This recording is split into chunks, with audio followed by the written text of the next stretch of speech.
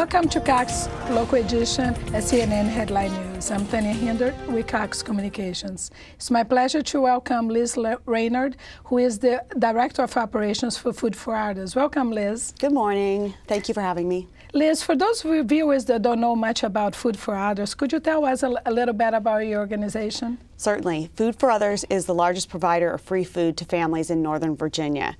Our mission is to obtain and provide free food to our families. We have 3 separate programs. The first program is families that come to our warehouse to receive food. The second program is we have 14 street corner sites in Northern Virginia where we deliver food to those families. And finally, we act as a food bank to other organizations in the community who need food. Because most of our viewers really live in Fairfax County, could you tell us specifically what you're doing here in Fairfax County? About 80 to 85% of our families live in Fairfax County. 11 of the 14 street corner sites are within Fairfax County. And about 90% of the special groups are in Fairfax County. So we primarily serve Fairfax County and the surrounding areas. So with everything that's happened with the economy, could you tell us how that is affecting Food for Others and how you're dealing with this? Oh, absolutely. Things have changed quite a bit since the last time I was here. For 4 years, we averaged between 40 and 50 families a day, and it's important to keep in mind that these families can come once a month. It started to change radically at the end of the summer. By October, we were averaging 87 families a day. By January, we were averaging 144 families a day. And in February, it was not uncommon to see 200 families a day. We've had to hire an extra person to work in the warehouse, an extra person to work in the office, and we're struggling just to stay afloat. Things seem to have calmed down a little bit. I'm hoping it's because as the weather improves, things will improve for our working families.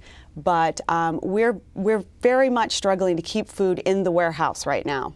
So you're probably seeing families that otherwise that you have never seen before, right? Absolutely. At one point, we were signing up 500 new families a month. It's unusual. It's nothing we've ever seen before at Food for Others. Certainly not since right after September 11th.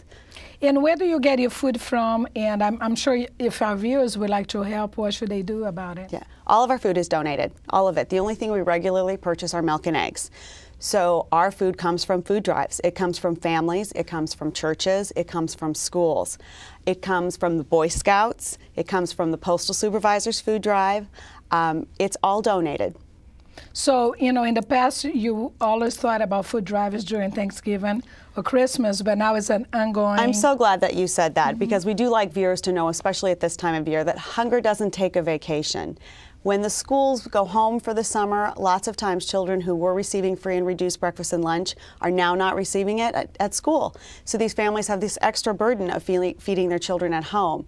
Our needs actually rise when school lets out. So if our viewers would like to help you and get more information, what should they do? We have a wonderful website. It's www.foodforothers.org. It's very simple to find. You can call us at the warehouse. You can come by to volunteer. We do what we do with the help of over 500 volunteers. So we are always looking for donations of food, of course for funds, and always a volunteer. So if groups want to come and spend some time with us this summer, we'd welcome that. So Liz, what kind of foods you're looking for? I know that you cannot bring everything you wanted to bring. I'm glad that you asked, because one of our greatest needs are canned fruits and canned proteins. We don't always think about canned fruit because it's not something that we tend to buy anymore, but my clients need it. So always the canned fruit juice, and canned proteins. Well, thank you so much for joining us today and really letting us know about the needs here in Fairfax County. Thank you for having me again. Thank you very much. Thanks for coming. And thank you for joining us at CNN Headline News, Cox Local Edition. I do hope you have a wonderful day.